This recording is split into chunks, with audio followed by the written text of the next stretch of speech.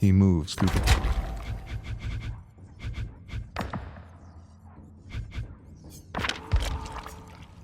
He moves through the...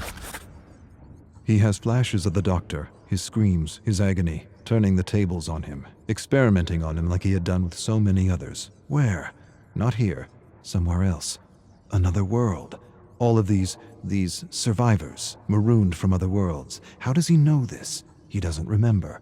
He remembers the experiments. What was he trying to understand? The nectar? The serum? The right dose? The right dose. To use without hurting himself. Too late. He feels the hunger. Not for food or drink, not for talk or fun. For a flower, a single flower, for serum. He knows the entity is watching him. He knows it, feels it inside his bones.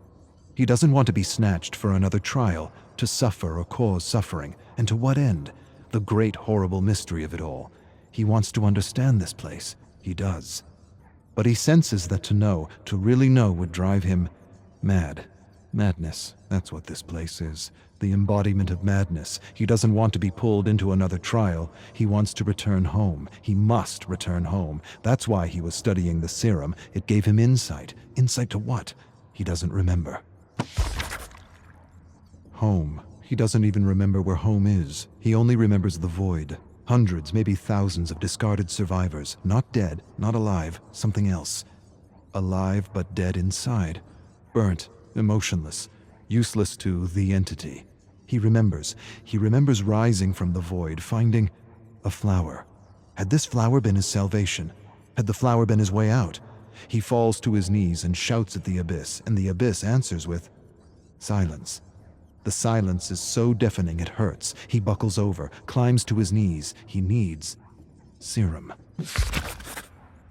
He's lost. He doesn't know where he is. He sees things like tentacles reaching out for him from the fog, and he knows they're not real. None of it is. He's losing his mind if he hasn't lost it already. His eyes play tricks on him. He sees giant, nameless creatures looming over him. Doesn't matter. They're not real. None of it is. His hunger confuses him, oppresses him. He'd do anything for that feeling again. Anything. Even return to the trials. He would. He'd rip survivors and killers apart, limb from limb, for that feeling again. He begins to mumble words, a promise. One flower, and I will do anything.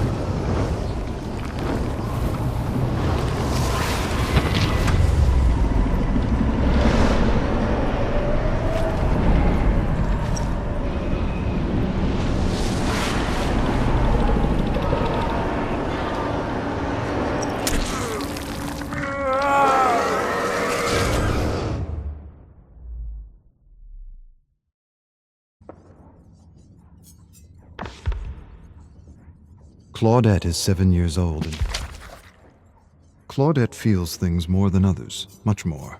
Like the shame of not being invited to any birthday parties. Not one party. Every day her parents ask her who she played with at lunch, and every day she lowers her chin and tells them that she doesn't want to talk. Her parents ask her teacher, and her teacher tells them she likes to play alone. Not so much play, more like collect and observe things, flowers, weeds, beetles, worms, rocks. Some kids are just loners. Every day her parents ask her about her friends, and every day the shame returns.